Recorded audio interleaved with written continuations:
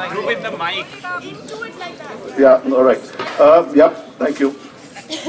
Yeah, so this lecture is slightly different from the previous ones in as much as it deals with science. And science has always had a rather tense relationship with nationalism, for it has often benefited from both cultures and movements of internationalism.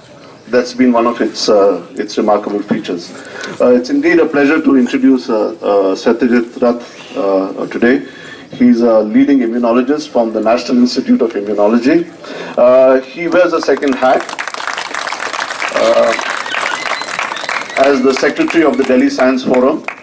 And as the secretary of the Delhi Science Forum, he has participated and intervened through his writing and lectures on matters on important issues relating to science and society.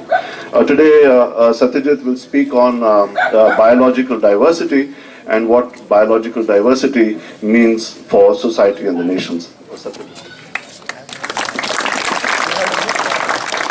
धन्यवाद ध्रुव। एक सवाल पूछें, हिंदी में बोले, अंग्रेजी में बोले?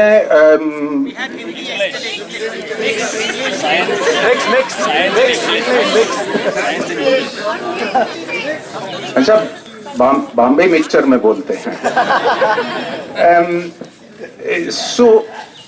पहली बात तो ये है कि एक मित्रवर्य ने पूछा जो टीचिंग को फॉलो कर रहे हैं YouTube पे कि यार तुम कितना टाइम लोगे?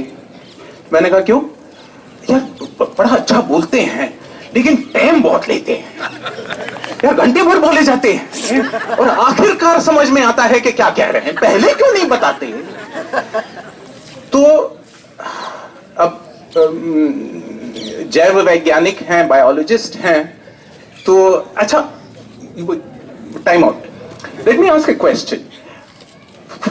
Dhruv said, science has come up here, but everybody who has spoken here is from social sciences.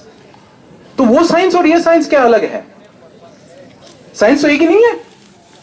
I have serious difficulties about this, and we will come back to this as we go along. But to go back to my friend, this is for him. So I'm going to do a little 3-sentence summary कि क्या कहने जा रहा हूं, और घंटे भर नहीं बोलूंगा, चिंता नहीं कीजिएगा, लेकिन आधे घंटे में क्या कहने जा रहा हूं। मैं ये कहने जा रहा हूं कि जब हम सामाजिक व्यासपीठों पर प्लेटफॉर्म्स बात करते हैं, जब सामाजिक चर्चे बहस होते हैं, तो कई बार ये सामने आता है कि हम जैव वैज्ञानिक सिद्धांतों का आधार लेते हैं और उन्हें आगे करते हैं कि हम ऐसे हैं, हमारा समाज ऐसा है, हमारे व्यक्तिमत्व ऐसे हैं क्योंकि हमारी बायोलॉजी ही वैसी है। क्या करें, उसके मुताबिक तो चलना ही पड़ेगा ना, निसर्ग नियम है। कई मुद्दों पर यह बात बार बार सामने आती है, and I think that it is important for us to decide how we are going to address this position. There are two ways of addressing this position. One way, which is taken by very many of my friends and colleagues in social sciences and humanities, is to say natural science is elitist, it is built into and pervaded by power structures and exploitation, and therefore we are simply going to ignore natural science. And I suggest to you, perhaps with my biases and prejudices, but I suggest to you that this is not necessarily the most sensible thing for us to do in progressive movements. So let me offer you an alternative, and that alternative is to question these easy generalizing mythologies that are being perpetrated in the name of science कहता है। तनिक पूछे तो कि science सचमुच क्या कहता है? So in pursuit of this argument, I'm going to do something that most of my friends over the last half an hour around have expected me not to do.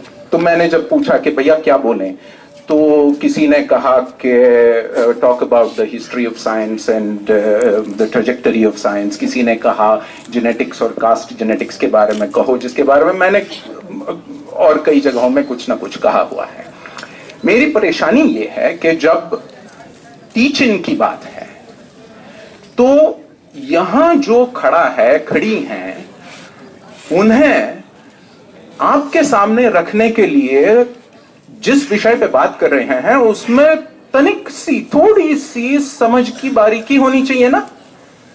तो भैया अपने विषय में बात करो, दूसरे विषय में नहीं करो, जब सिखाने को चाह रहे हो. So what I'm going to do is try and use examples that are not from the common positions and arguments and mythologies of biology that are used in these kinds of social contexts and circumstances. I'm going to use somewhat unusual ones, and I'm going to make points about what biological systems do with notions of unity and diversity. What does unity mean in biological terms? What does diversity mean in biological terms? And what I'm going to argue to you is that the meanings of these terms and of the implicit value judgments, if you will, in them are extraordinarily diverse within biology itself. And I suggest to you that it is important for us to take this into our understanding of what people are talking about. In bottom line, what I'm going to say is that when people tell you what biologists say, what they're really telling you is what they would like biologists to say, which is not necessarily the same thing. तो सवाल पूछें. Okay, so this is the summary. अब लेकिन भैया हिंदुस्तानी है, परंपराएं हैं, और ख्याल वयाल की परंपरा है, विलंबित ताल तो होना ही चाहिए. तो उसमें जब ये पूछें कि in our traditions, this is off track again, but let me go on.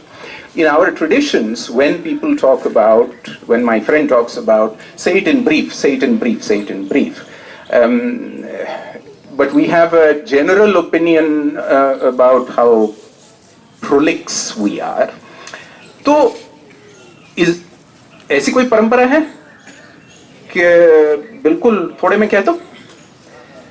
तो it turns out कि है. So since I'm doing this off the top of my head, I will make mistakes, and please everybody feel free to correct me. But how should speech be? Vakya as in that which ought to be said or that which can be said.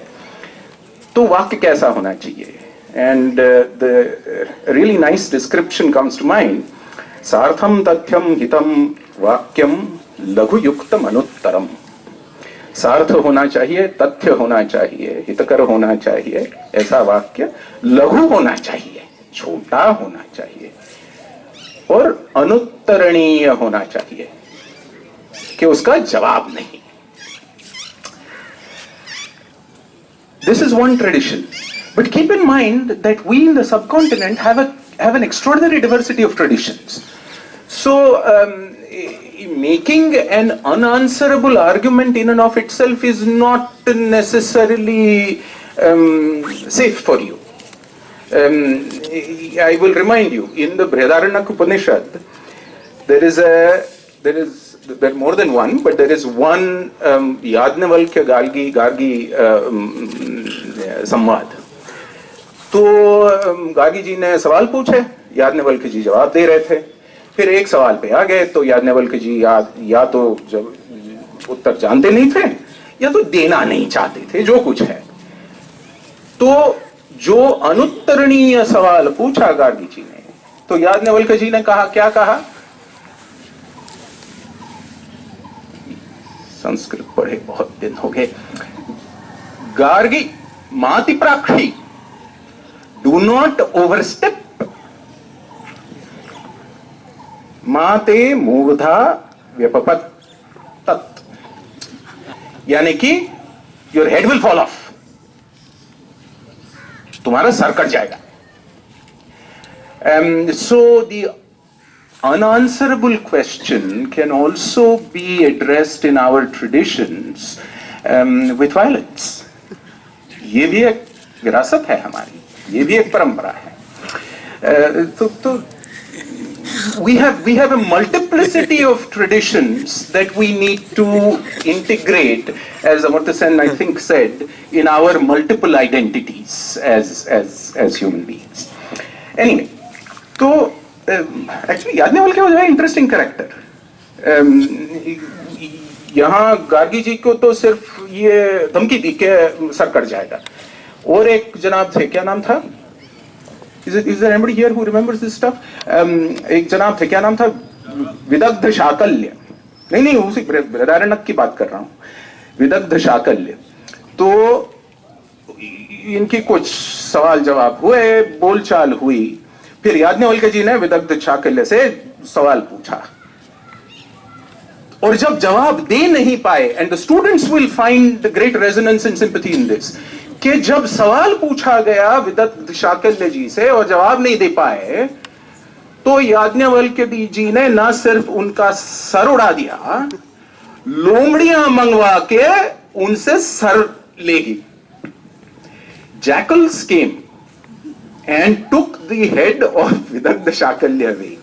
So there are terrific consequences in our traditions for transiting from ordinary conversation into violence. Although maybe Yajnavalkya was like one of the hopefully occasional faculty members that one sees in universities. He was a character. Janak ji ne had kept a debate. Janak. And the prize of the debate was some X cows and Y gold and so on and so forth. So what did Yajnavalkya do? चेले को बुलाया और कहा ले जाओ घर. Without participating in the debate. This is not entirely unheard of amongst university faculty members as characters. So anyway, to go back to the issue of questioning, even though there are consequences to questioning, we are still talking about questioning being a tradition to respect, no matter what sort of answers you get to the questioning. After all, one of the, since I'm talking about our traditions, since one of our great sources of so-called sacred traditions says that when somebody very earnestly asked, Bhaiya, I don't understand why I'm fighting in this war, what was the answer given to him?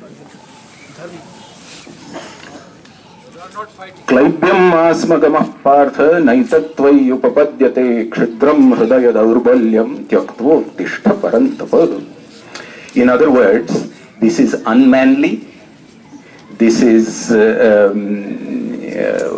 शोभा नहीं देता तुम्हें, ऐसे सब सवाल पूछना, क्या कर रहे हो तुम? Let us go back to the issue of questions. And when we begin to ask questions about the state of society, what we really come up against is what has come up in this particular debate over and over again, which is, यार politics क्यों कर रहे हो? सबने सुना है? University है, politics क्यों कर रहे हो? So the reality is that कहाँ नहीं है?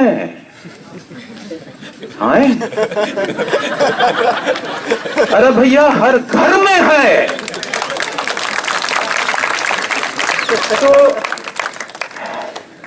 तो करने ना करने की बात नहीं है, मानने ना मानने की बात है. So, and this is where विलंबित खत्म करके थोड़ा मैं वृत्त पे आऊं कि this is where people begin to make these implicit distinctions that even Dhruv made, which is कि साइंस का जिक्र अभी तक नहीं हुआ. यानी कि सोशल साइंस का जिक्र हुआ, लेकिन सोशल साइंस कोई असली साइंस नहीं है.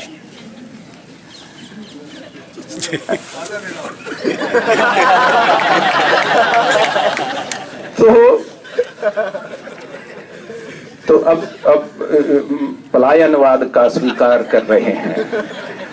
तो सोचते तो हम हैं, सोशल साइंस और नेचुरल साइंस के बारे में हम अलग अलग सोचते हैं. एक कहीं ना कहीं दिमाग में अलग सी सोच रखते हैं. क्यों रखते हैं? वजह क्या है? उसका मूल क्या है? तो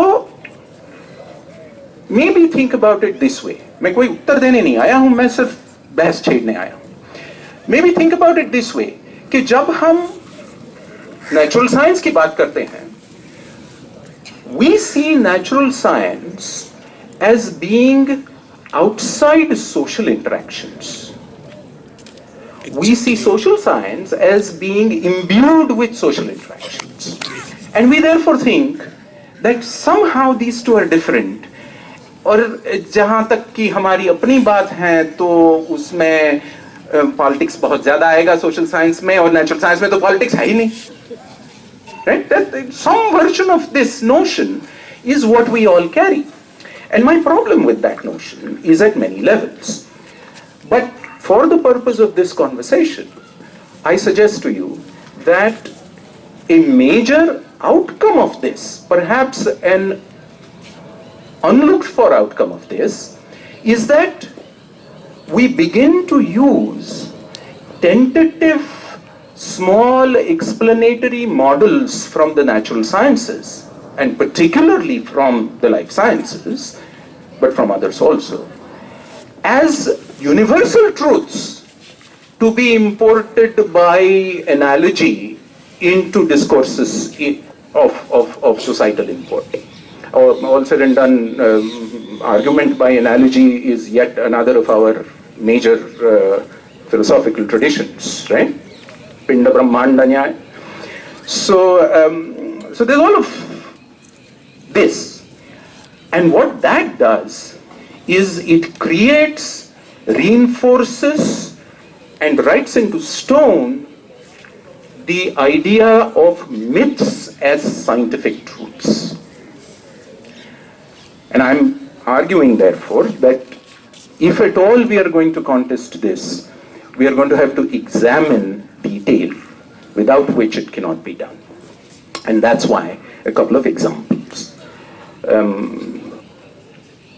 The issue of, as soon as you say science, particularly life science, and in the context of society, many people, many of my friends said, yaar tum wo, as I said, caste genetics pe baat karo. And simply in a spirit of perversity, let me not talk about that, but talk about something going a little bit further back, a few tens of thousands of years further back. And let us talk about what biologically, for our broad species group, ideas of diversity and unity have meant. So think about the human genome sequencing. What the world community of life scientists did almost 20 years ago now is sequenced the human genome. But there is no such thing as the human genome. Because if you say the human genome, that's a singularity, that's a unity, that's one thing. And if you look at ourselves, we're clearly not one thing, we're not copies. So, what are the sources of this immense diversity? Simply in appearances that we have. So there's all this argument about nature and nurture, which we will get into it later if time permits. But The problem with the human genome as an idea at its core is this: there is no such thing. There is an approximation. Somebody has put together a group of sequences of DNA from one person. Actually, if there are biologists here, they will remind me of 3 people or 4 people. But a mixture of 3 or 4 people, DNA from a mixture of 3 or 4 people was sequenced. And what we are looking at as the human genome is actually an approximate guess at best. We've done better simply by virtue of technology, and therefore the approximation has become less and less and less, sure, but it's still an approximation.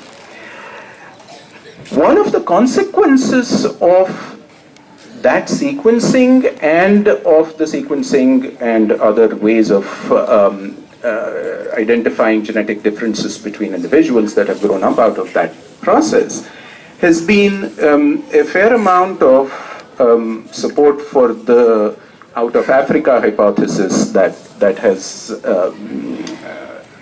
been in the limelight for many years now as the explanation for the origins of humanity. And the argument there is that as a species, we came out of Africa, whether before the Sumatran volcano erupted or a little bit before and a little bit after is still open to question and debate, but we did. We came out of Africa, and we migrated here, there, everywhere, and our argument therefore has been most dramatically posited in old hyperbole in the pages of scientific journals about identifying Eve, identifying Adam, or hum sab hain hi Adam aur Hawa ki santan, so there's all of that. And then people began saying, such? Really? Is that quite correct? Has anybody taken a careful look at the data? And people began taking a careful look at the data. Parallelly, people began doing genetic sequencing, gene sequencing from non-human species. This is as different as you can get, completely different. Something like we are Homo sapiens in formal nomenclature terms, the Neanderthals are Homo neanderthalensis. So Neanderthal DNA was sequenced. And then somebody went and said, यार कह रहे हैं कि if you look at human genome sequences, more than 90% of the human genome sequence shows evidence of having come out of Africa, and therefore, we're all one lineage that has come out of Africa. And then people began looking at sequences a little more carefully, and it turns out कि हम में Neanderthal genes भी हैं. Consider the kind of problems to the idea of species unity, species homogeneity that this creates. Because it says effectively, as one interpretative explanation, that we, as one species, have crossbred at some point in our ancient evolutionary history with another species. What happened to unity? What happened to homogeneity? And what happens to these great biological myths that are written in stone in public discourse? This is not simply true of the Neanderthals. This is true of other non-human Homo lineages such as the Denisovans, for example, who are, well, as far as anybody can tell, they were far closer relatives of the Neanderthals than of Homo sapiens. The bottom line in all of this is the clear divisions of species diversity between species and unity and homogeneity within species is not as clear-cut as that. And surely the old gentleman with a much longer beard, Darwin, knew this perfectly well. Because he suggested, or at least the explanation that he suggested has grown to a very interesting perspective of what diversity and unity might mean in biological terms, which is that we generate a random diversity amongst ourselves, and then from random diversity, and I'm going to use a phrase that I absolutely hate, by survival of the fittest, please see quotation marks around the phrase, survival of the fittest, very, very good people come to populate the earth. Right? This is a fairly common notion around the world. तो पहली बात यह है कि Darwin ने ऐसा कुछ नहीं कहा, लेकिन भैया डार्विन साहब को मर के does anybody remember कितने साल हो गए? काफी साल हो गए. तो पुरानी बातें क्यों निकालें? Let us simply say कि the reality is we have no idea of what fitness means. We really don't. As a matter of fact, what we think of as fitness is simply a matter of local contingent circumstances. उस वक्त क्या है, उस वक्त कैसे है. तो इसके लिए एक उदाहरण देता हूं. मैं तो यूनिवर्सिटी में नहीं पढ़ा, मैं मेडिकल कॉलेज में गया. तो जब मेडिकल कॉलेज में हम गए तो मेडिकल कॉलेज में तो कोई बहस नहीं सिखाता. मेडिकल कॉलेज में याद करना पड़ता है. तो वो बात छोड़.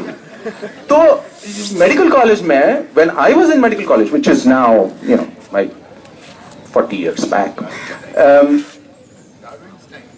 pretty much Darwin's time. So when I was in medical college, there was a major problem with typhoid fever. Everybody's heard of typhoid fever? There was a major problem with typhoid fever. एक antibiotic था जो हमारे seniors के जमाने में काफी अच्छा काम करता था.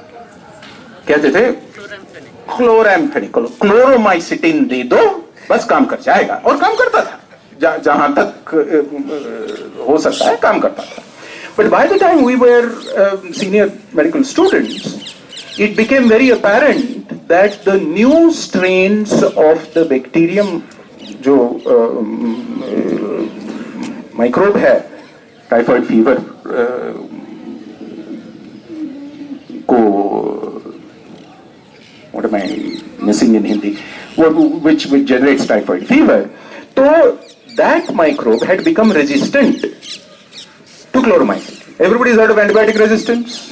So the microbe had become resistant to chloromycin. So there was a general opinion amongst physicians कि अब chloromycin नहीं दे दो भैया क्योंकि काम नहीं करता. As a result, what happened? Slowly, but over years, people stopped using chloromycin. No surprise. Now you would think that if an organism, if a bacterium has become resistant to chloromycin, and that is why in a community which is getting typhoid fever and is transmitting typhoid fever, क्योंकि we are our waste disposal systems are what they are, and therefore we tend to spread this stuff because we don't deal with public health in any effective fashion. But the organism has become resistant to chloromycin. उसकी fitness बढ़ गई. ठीक है ना? सब माने कि उसकी फिटनेस बढ़ गई.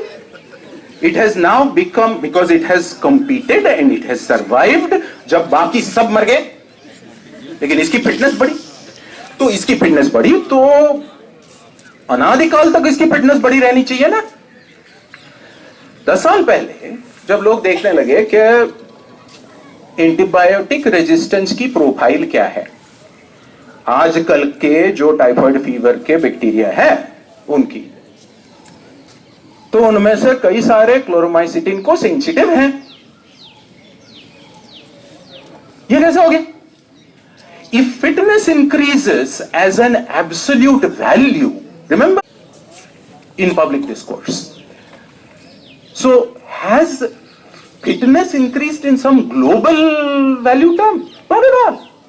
All that happened was, उस वक्त काफी एंटीबायोटिक इधर उधर था, तो जो रेजिस्टेंट था वो बढ़ा. But in order to be resistant to the antibiotic, बेचारे बैक्टीरिया को भी कुछ काम करना पड़ा ना. It had to make something that would allow it to become resistant. वो जो कुछ बना रहा था, whatever protein the bacterium was making, whatever he is a good term to use for bacteria. Whatever he was making, or whatever the species, whatever the population was making, for protecting itself against an antibiotic, was a great advantage when the antibiotic was there. But it became a great drag when the antibiotic is not there. क्योंकि वो तो बनाया जा रहा है, बाहर antibiotic है ही नहीं बिटवा, है ना. तो उसके जो प्रतिस्पर्धी है, उनका काम 50 प्रोटीन बना के चल जा रहा है, ये 51वां भी बना रहा है. तो जब ज्यादा बना रहा है तो ज्यादा खाना पड़ेगा. और जब ये होता है तो in competitive terms, you now have the situation that the resistant bacterium is less fit. The ideas of survival of the fittest are this extraordinarily plastic and contingent on circumstances. This is a major issue. And as I said, I'm purely for perverse reasons not going to use ordinary, regular examples of diversity. I'm going to use other examples. So let me give you another example. कहते हैं, especially in my field, मैं immunology में काम करता हूँ, यानी कि प्रतिरक्षा विज्ञान में काम करता हूँ. I and my colleagues work on how the body, human body, is what we are interested in, but we use other kinds of models as well. How the body protects itself, right? Straightforward. And every time, and this is absolutely classic, every time people in my field, my discipline, begin to talk about immune response, the analogy drawn is of war. It's a very, क्या कहते हैं, just war doctrine? Everybody's heard this? So it's a very just war doctrine kind of argument made by analogy. The argument is the body fights a defensive war because the body is attempting to protect its unity and integrity. Everybody's heard this terminology.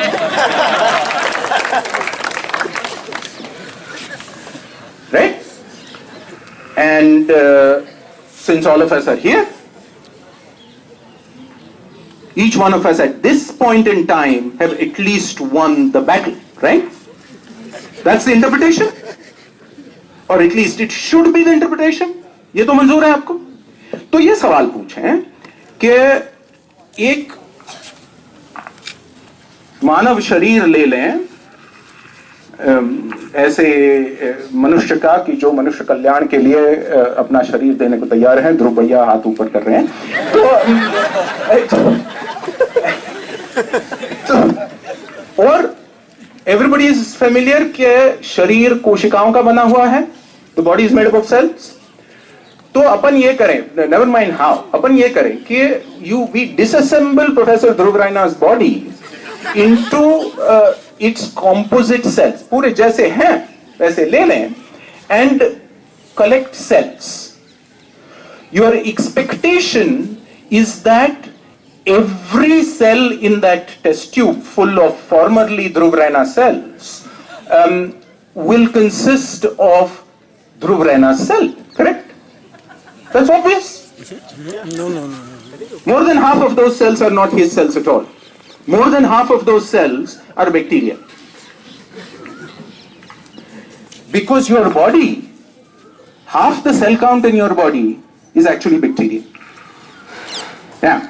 You can debate कि exactly half है, कोई कहता है 30% है, कोई कहता है 70% है, यार काफी बैक्टीरिया है, ठीक है ना?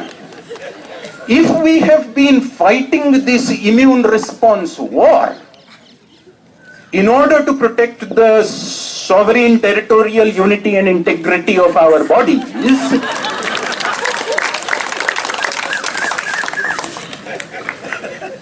what is this bacteria doing in Dhruv Raina's test tube? So it turns out that immune responses don't actually function like that. Do they kill bacteria? Sure. Do they quite frequently not kill bacteria? Sure. How do they decide? That's a career. Trying to figure out how they decide. But zahir hai, when half the cells in your body are not your own, there is something wrong with the simplified notion of immune response as defensive war. And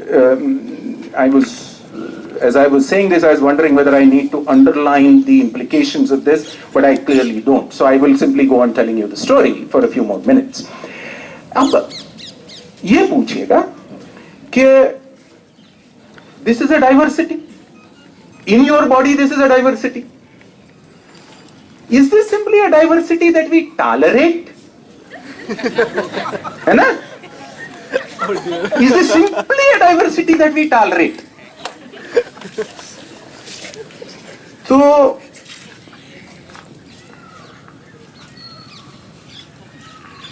प्रयोग किया जा सकता है. प्रयोग क्या है? अब इंसान को लेना तो मुश्किल है, लेकिन चूहे को ले सकते हैं.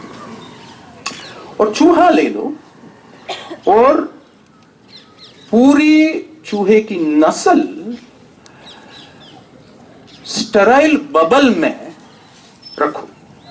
So effectively what you are doing is, by virtue of engineering technology, you make a germ-free, microbe-free environment, and you keep mice, you breed mice within that environment. Do they live? Yeah, sure. Khan पान होता है, सब कुछ होता है. They live, they breed, everything is okay. No, everything is not okay. So it turns out that in mice that have no exposure to germs, immune system का आप सोचोगे कोई काम ही नहीं है. लेकिन their body parts don't necessarily all develop properly. If you look at their immune organs, if you look at their lymph nodes, if you look at सबको खांसी जुकाम हुई है, gland swell under your jaw, lymph nodes. तो these lymph nodes are organs. तो अपने आप बनने चाहिए. यार बाहरी मदद क्यों लगती है? अपने आप नहीं बना सकते. And the answer is नहीं बना सकते.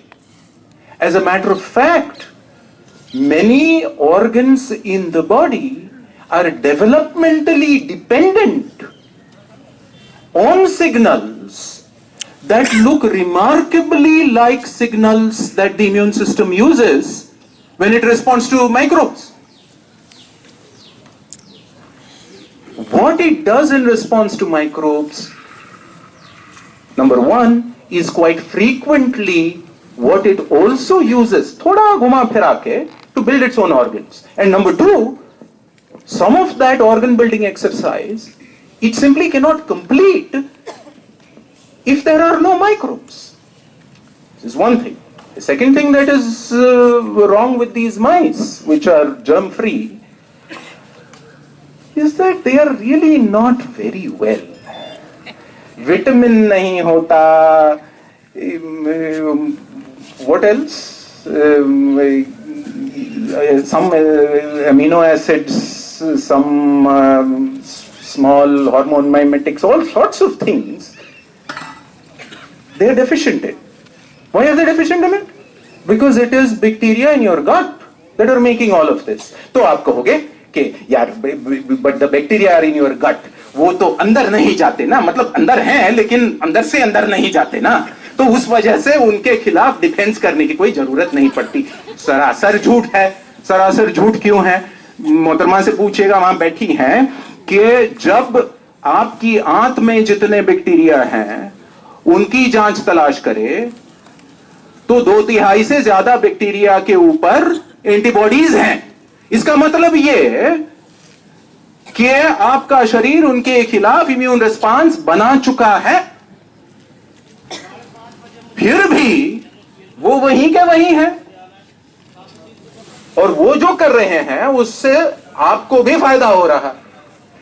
These are the contingent complexities of immune responses. The trivial, linear, foolish narrative of all-out war is simply not biological. It's human. Ab, how much time do I have? Okay. So, जब doctor Mohanrao कहते हैं कि over, तो क्या करें? So, one last point about diversity and the sheer value of diversity. You take cells in your body. In the first place, every one of your cells actually has a somewhat different genome sequence. लेकिन उसे छोड़ दीजिएगा. There are cells in your body which do not have your entire genetic complement. And these are the cells in your body, for example, that make antibodies. And everybody's heard of antibodies. Let's not worry about what they are and so on and so forth. Everybody's heard of antibodies. Vaccines दे दिए जाते हैं, antibodies बनती हैं, protection करती हैं, वगैरह वगैरह वगैरह.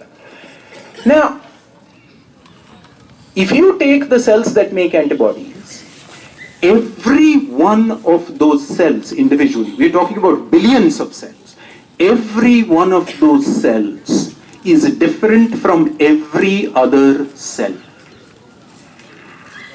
The diversity of your antibody repertoire is immense.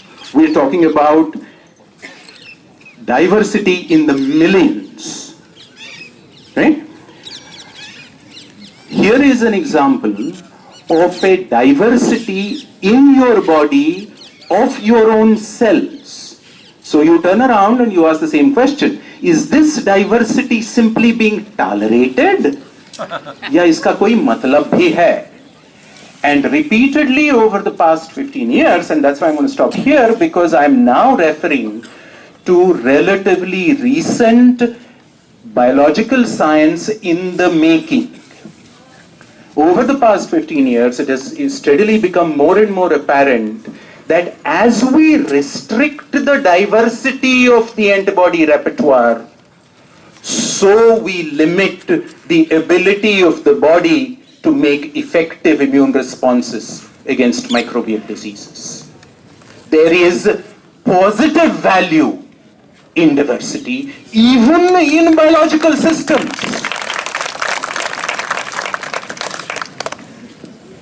So last point, or more correctly, an epilogue. What I'm trying to say is, when we find something that we think is problematic, we have options and choices. One option is पीठ फेर के चले जाएं और ये कहें कि इसका कोई मतलब नहीं. The other option is खड़े होके पूछें, अच्छा सचमुच सबूत है? क्या है? समझाइयो तो. Because ultimately, everything that we're trying to do deals with trying to build more and more nuanced, more and more complex models of understanding. That's what scholarship is about. That's what universities are about. And many of my friends in the natural sciences have this tendency of saying, यार ये social science अपन कुछ नहीं समझते, वो क्या करते हैं? We are looking for objective truth. सुना है? Yes. तो अब सत्य के साथ मेरा बड़ा पेचीदा रिश्ता है, क्योंकि सत्य के कई पहलू हैं. And I will remind you again of our own tradition in terms of the dimensions and perspectives of truth. Again, याद होना चाहिए. सभा है तो सभा के बारे में कहें, न सा सभा यत्र न सन्ति वृद्धा. That is not a sabha where there are no vriddhas, there are no elders. Nate vruddha yena vadanti dharmam. That those are not elders who do not talk about the right way. Nasau dharmo yatra cha nasti satyam. That is not the right way which does not have truth. And the last line, natat satyam yat chalena anuviddham. वो सत्य नहीं है जो छल छलावे से ओतप्रोत और बंधा हुआ है.